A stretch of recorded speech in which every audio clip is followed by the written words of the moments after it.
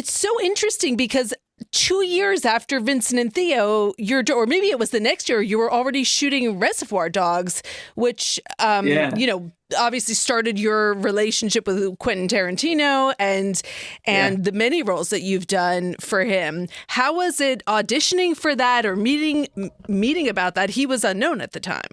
Yeah, well, no, he was brand new. He'd written a couple of fantastic scripts, Natural Born Killers, and he'd had to sell that. True Romance again. So, what happened was I was sitting in this apartment, really wanting to go back to London. I was such a snob. Like you were saying earlier, what is this? I knew it. Oh my God. Oh, I was sitting in this flat making beans. I knew you hated toast. it at first. Yeah, I was making beans on toast. Well, at least I could walk to the supermarket. And there was a stack of scripts, which I had to read. And it was really, you got actual scripts back then. And so I opened this one up, and I was 20 pages in, and I was on the phone going, I want to do this. This is incredible. And just brilliant dialogue, just brilliant writing, structure, story, the tale you wanted to tell. Anyway, it was all of that. So she calls up me, and then I have to get to the studio to meet him. I don't know what studio lot he was on. Anyways, that's where he was having auditions. And I had made so someone had to drive me because I couldn't drive. And so it was all of that going on. And I had made a deal with myself. I was so bad at auditioning, truly bad at auditioning, that I decided after I'd done a certain amount of work, I would never do it again. If they wanted me to see if I could do it, they can go and look at my work. If they don't like that, they don't hire me. If they do, they can hire me. But I mean, I had enough out there that they could look at.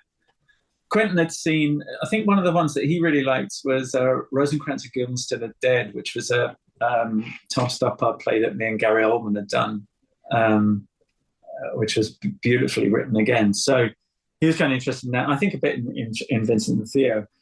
So I went in and met with him, this bonkers person, and Harvey Keitel was there.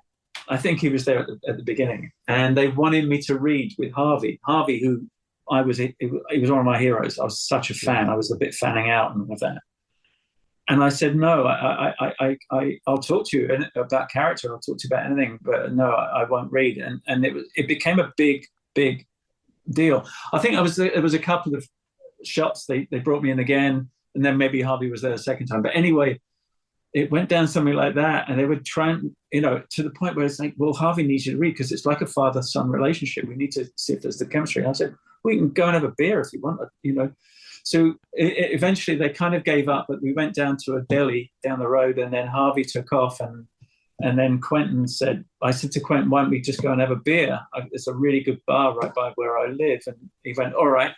So then we went down to the pub, and we drank a lot, and then went across the road and got a six-pack and went back to the apartment I was staying in and read every scene in the entire script about 5 So he just had to get you drunk in order to get you to read. Once in the pub, he was writing it on beer mats as well. It was so funny. And it was like, let's go back to my... And that was that. We got on like a house on fire. We really did. At some point we were heading out to Sundance to the writers' retreat, and he was going to work on it up there. And I said, I'm going up there to work on something else. I just need to know you want me before we actually journey up there. And he went, you're on, you got the job. And that was that. And then it was a really close relationship from that time on. It's a lovely man, crazy man.